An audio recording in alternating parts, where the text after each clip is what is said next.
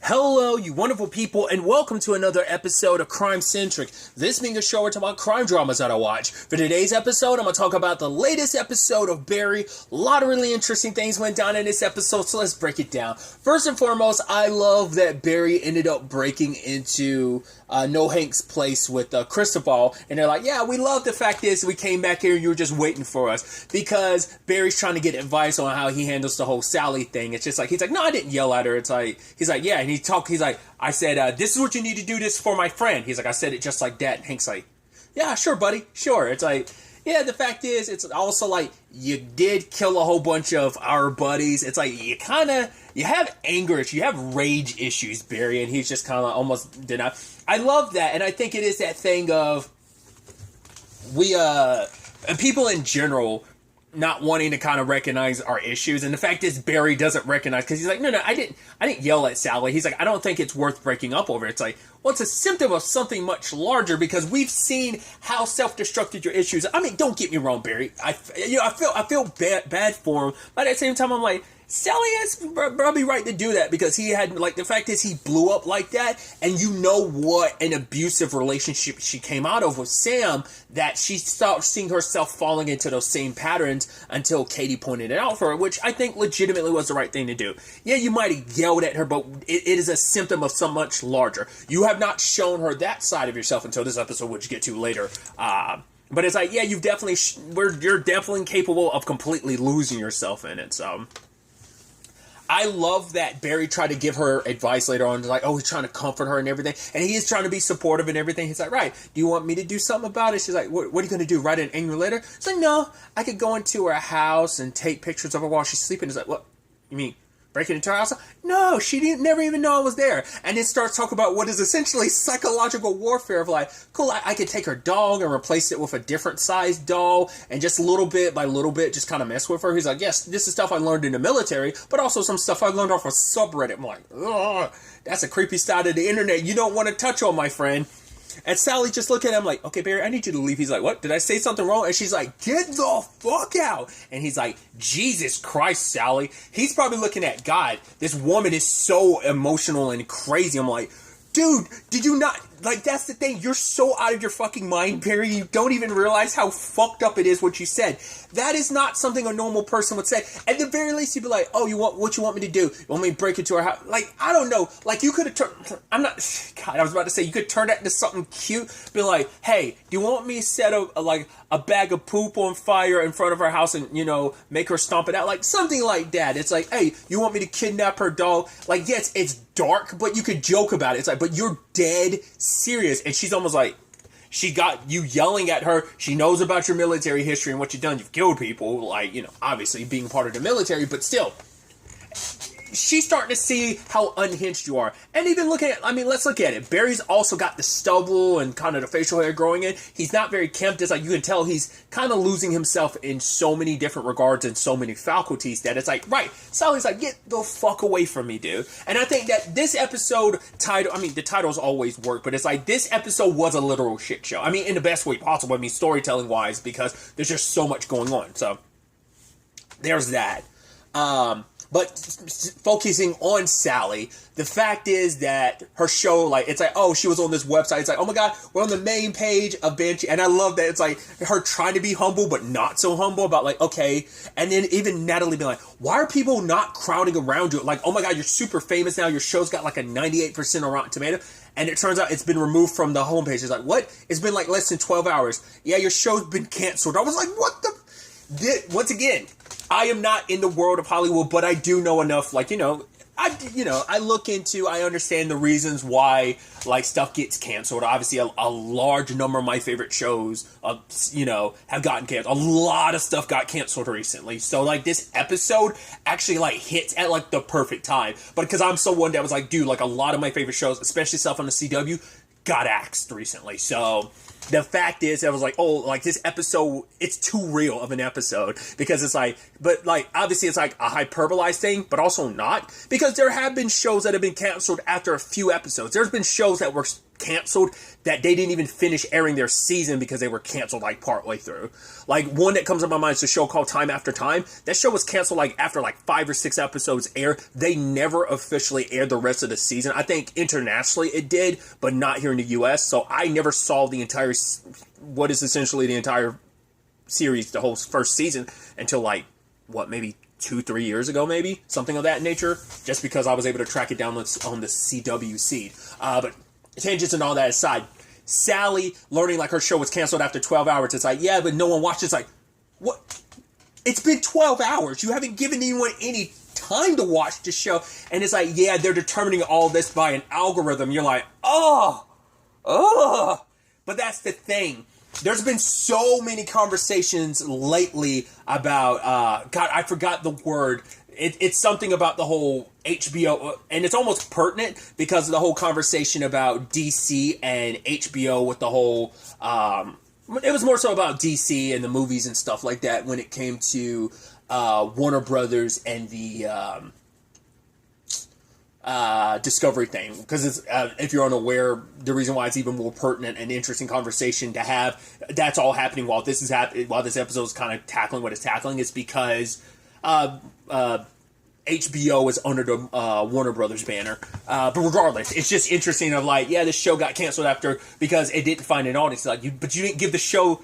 I mean, it's even more pertinent too because, you know, Netflix is kind of notorious for doing that. Even more so recently with everything that Netflix is going through. So it's just, this episode just hits so hard in so many different lanes of like, because it's someone who kind of gets into the weeds a little bit. Like, I dip my toes into like, right, the whole like cancellation of stuff and understanding why stuff gets canceled because no one watches anything. But the fact is they're relying on an algorithm to decide that. And that's kind of what Netflix does. I mean, that's what everyone kind of does. Like, oh, like, what's the viewership like? Once again, canceling something after 12 hours, it's nuts. I feel like I vaguely know that there's at least something that might have gotten canceled. I think there's stuff that has gotten canceled after one episode.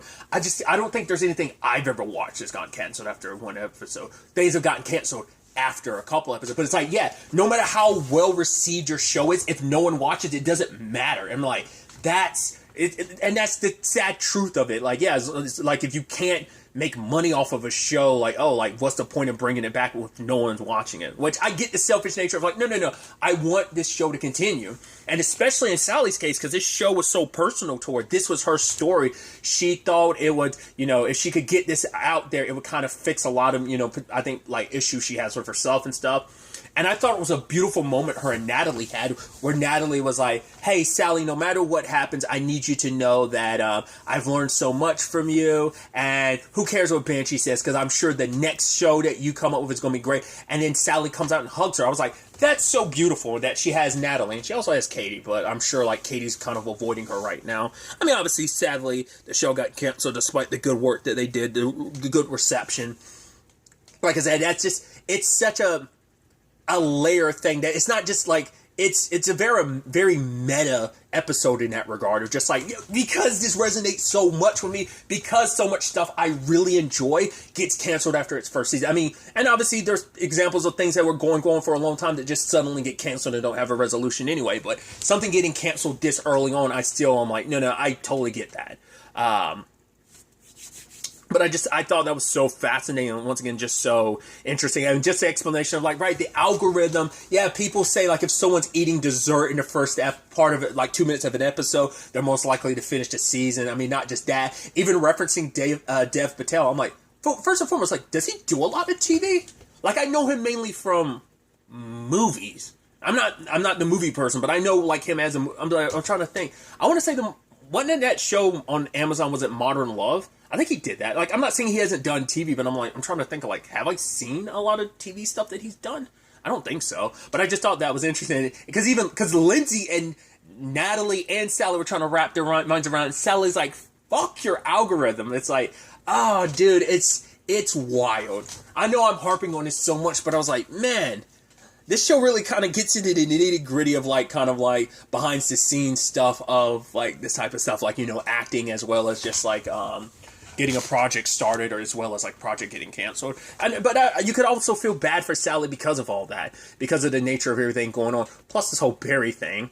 Which, speaking of Barry, let's circle back around. Like, the fact is, Fuchs is lining up everyone. He got Ryan's dad, the guy that Barry killed in the first episode of the series. His wife and son are coming after Barry. Then he went to go, one of the military dude that one of Chris's buddies, that the really really crazy one, that guy. His sister was kind of like, who cares? But Fuchs was able to convince her, like, he owes you, your brother, like, $1,700 for, like, a hot tub or something like that. And that's what got her attention. He's like, yeah. So, literally, Fuchs is going to go through the entire series. Everyone that's ever died or suffered because of Barry, or, like, anyone that's related to someone that's died or suffered because of Barry, he's bringing them all out of the woodwork so they will all attack Barry at once. The mother and son duo did not work out well. It was almost interesting because it wasn't a one-to-one, but it kind of reminded me a little bit of the first episode when the Chechens tried to, they killed Ryan, but then they also tried to kill Barry, but Barry killed everyone else except for Hank first. But the mom wasn't careful with the gun, because obviously they're not well-trained, and she shot her son. You're like, wow. And just Barry's almost like, I don't know what the fuck that's about. And he's walking away. I'm like, I wasn't expecting, because they were going to try and attack him. It's like, yeah, just ask him for directions and then come back, get away from it, and, but it's like, nope, things went super sour. I'm like, dude, none of these people are well-trained killers, and Fuchs thought he could get an army, and it's going to backfire in his face so hard. Like, either these people are going to end up killing themselves in the process, or just Barry's going to accidentally, kill them because they're going to try to kill him, and they're going to fail miserably, because he is not only does he have his military training, he has a well-trained killer, not just from his military time, but he has been a long active assassin. So he has, we've also seen in the season 2 finale how much of a killing machine he is. So there's a lot on that front as well. So you have Gene kind of, basking in the he's doing good. Obviously, he's going to forget the whole Barry thing because Barry's going to forget about him. And so Gene is like, hey, he's apologizing to people. He's on his apology tour. He apologizes to that guy. He's like, yeah, I threw tea in your face. And he's like, I'm sorry. And the guy's like, wow, I'm glad we were able to work together so that we could connect like this. And you can tell Gene feels good. He's connecting with Leo. Don't worry about where the money came from. I want this house here. I want to be closer to you guys. The fact is, he goes over to Joe's place. Him and Joe kind of bury the hatchet. One of the people there is Annie, who's played by, I'm going to butcher it, is it Laura San Garcomo or something like that? I know her from the show Just Shoot Me. It was a sitcom in the early 2000s. I think I never saw the show, but I saw bits and pieces. I know she was in the show Saving Grace with Holly Hunter. Also, The Stand, the original one, not the more recent reboot from CBS All Access. The original adaptation of Stephen King's book, The Stand. I know she was a pretty prominent character in that. But those are kind of the things I think I best know her from. So she's someone that has mad issues with Gene. Gene tried to apologize, but she's like, you're not apologizing to me, you're apologizing to make yourself feel better, which, truth be told, that is kind of what apologies are. It's just like, right, you don't want to, you're trying to alleviate your guilt. Like, you're apologizing more so for yourself rather than that person. I think it's still a thing of you should apologize, but you should also know that on some level, it is because you're trying to get that person's forgiveness. That actually kind of parallels like Fuchs and Barry, because Fuchs was trying to he's like, oh, I'm sorry. Now you apologize, Barry. Once again, he tried to be like, I don't know, you kind of got it in your head that I was kind of messing with you, but I'm sorry, Barry. Do you have anything? So it's more so about, trying to make you feel less guilty and sometimes getting what you wanted. And Gene wanted kind of a clean slate. And so now it's a situation of, and he's like, no, you blackballed me. You because even Joe, he said like, oh, Joe, I spread rumors about you. We had the same teachers. We did the same productions, and you had more success for me, and I lamented you a lot for that. But Annie's like, no, you blackballed me, so I can't even work in New York, and I can't work in LA, so fuck you. So I'm assuming that's going to be his story this season, for the rest of the season, trying to make amends on that front. Maybe that's also another. I mean, obviously, he even said like, right, it takes getting a gun shoved in your face to kind of make you like take note and come and looking at your life from a different perspective. So there's all of that. So I'm interested to see what that goes. Then we also have the whole Cristobal and Hank situation where Elena shows up. I was like, ooh. Which really quickly, the actress who plays Elena, I don't think I'm familiar with a lot of her work, but her name is, I'm going to butcher it, Crazytimesh. I know I butchered that. I looked through her IMDb a little bit. I was like, because I felt like I've seen her before, and some of the stuff she's like maybe had smaller parts in. It might be stuff I'm remembering her from, but she's also done quite a bit of voice acting work. One of the things I'm sure, like if you look through it, maybe there's other stuff you know her from. But one of the things I know her for is in the Telltale Batman game, she voiced Renee Montoya. So I thought that was pretty dope. I think, if I remember correctly, I think it was only in the first season because I don't think Montoya is in the second season at all. But tangents aside. So it's interesting having Elena show up. Makes sense. Her dad's dead. And obviously Hank was talking earlier with Barry about like, oh yeah, we need to be open. He was like, I can't tell. And I love Barry being like, oh, I can't tell Sally the truth about me. And then you have Hank being like, oh, no. You really can't. You can't tell her the truth. God, no. But then it turns out that Elena shows up. And I love that whole debacle where it's like Batir is showing off to the Chechen, like, people back home in Chechnya about the whole operation. He's like, is that it? It's like, yeah, other than NoHo Hank, there's only 3 other people here because everyone else is dead. Barry killed him last season. And so the operation is there. And then I love that it's like, oh, wow, the Bolivians attack. At the same time, the cops show up too. It turns into a mess. The fucking one of the cop cars goes through one of the tents, messes up some of their heroin, and just Batir's looking at it. I did not realize the head of the group, I didn't realize that was Michael Ironside until the end of the episode. And I was like, Michael Ironside? I was like, where the fuck was...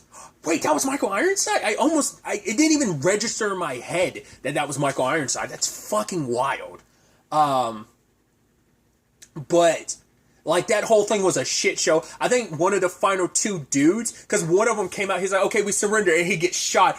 I wonder was he shot in the same spot he was? He was like, fuck you, because he had recovered from the gunshot wound from, was that last season or was that season 1 he got shot? I think that was, I can't remember now. That might have been last season he got shot. Yeah, because it was in Barry's room that he was trying to shoot Barry. That might have even been season 1. I don't remember now. It all, because I watched them back to back, it kind of blurred together. But I think that was the same dude. So he recovered from the gunshot wound, and he just happened to be I think the other dude is the one who suicide bottomed himself, took out a police car, and and the Bolivians took off. Batir just dropped their phone and ran. So I'm like, cool, your numbers are dwindled even more. Not unless that was one of the Bolivian people that did that, but I assume that was one of the Chechen dudes. So that's wild. We also had let's finish that up. The fact is, Cristobal never told Hank about the fact is, not only did the guy you kill was my father-in-law because I'm married to his daughter, so his daughter's here for revenge, but also to find me. So she shows up, and Cristobal apologizes before she comes in there. He gets taken away, and she's in there clapping. So I was wondering if she was looking for Hank. So Cristobal, because I guess word must have gotten back to her. Like, she must have either thought, like, oh, he's having an affair with somebody. Like, maybe she already had that inkling. Or maybe, like, I don't know. Maybe her father already knew to some extent and had already contacted her about it. Because it did seem like she went in there looking for someone, but she didn't find Hank because he was hidden. But then she found the picture of him and Hank together, and it broke her heart. So probably not going to end well for Cristobal. You're probably going to have Hank going to Barry, be like, yo, help me get Cristobal back. If you don't help me, she's going to kill him. I don't know, like, Hank probably recognizes there's something there, but he probably doesn't realize, like, oh, that's Cristobal's wife. So that's going to be interesting. We also had another development where Albert shows up and, being an FBI agent. I was like, oh, that's interesting. You and Barry severely went down 2 different routes, which is interesting. And Detective May seems like she's really into Albert. And I love that he calls out the chief, who nicknames himself Big Cat. It's like, and he doesn't use it anymore. It was a thing in season 1. I kind of wish they kept it going, but they haven't kept it going. Is Mike from Resident Alien? He calls himself Big Black, and he tells people to call him Big Black. Like, that's earlier on in season 1, but he hasn't brought it up in forever, so I think he's moved away from it. It kind of reminded me of that. But I love that they're like, ooh, can we get this? Like, because it's like, oh, the Raven. And Albert's like, no, that's bullshit. You're being lied to. That's some cockamamie someone came up with. And then the chief is trying to be like, oh, take this drawing of the Raven. Because I was like, oh, take that and mix it with this font. And so Albert chews them out for being garbage at their jobs. Because it's like, cool, I know Barry back in our day. It's like, no, we've already cleared him. It's like, no, Hank's story is bullshit. What about the rest of his people? You never question him. He said, yeah, we're going to do that after we gathered evidence. So you haven't even bugged him either. And he's just like, oh, this operation sucks. You guys suck so much. The fact is, Albert's coming in here. He's just like, boom, boom, you're doing it wrong. And that's going to be interesting considering one of Barry's first outbursts was him trying to get revenge for Albert. He was consumed by Ray. And Albert was one of the people that cheered Barry on for him killing that guy. Now, not unless that's revisionist history on Barry's part, where the entire time Barry's been remembering that, he's remembering it wrong. To be fair, he remembers, I mean, granted, he told the story differently, and he ended up eventually Fuchs knows the truth, and then eventually he ended up telling Gene the truth back when they were on good terms, how the whole Albert story played out, him killing the wrong person. That... I'm wondering, is that, like, Albert must have been keeping tabs on Barry. The fact is that he jumped on this immediately upon finding out Barry. Well, I mean, to be fair, it's like 2 large-scale gangs are involved, the Chechens and the Bolivians, so I guess that's all he's going to chalk that up to. So a detective being killed by the Chechens, but now, like, oh, a buddy of yours is mixed up in it. It's like, how is this going to play out, especially because Fuchs is in the middle of it. I'm curious to see where this Albert development ends up taking us, but I'm very, very excited to see what happens next episode. But really, that's all I'm going to talk about. Until next time we meet, be happy, be safe, live life to the fullest, and enjoy it. Good day, and goodbye.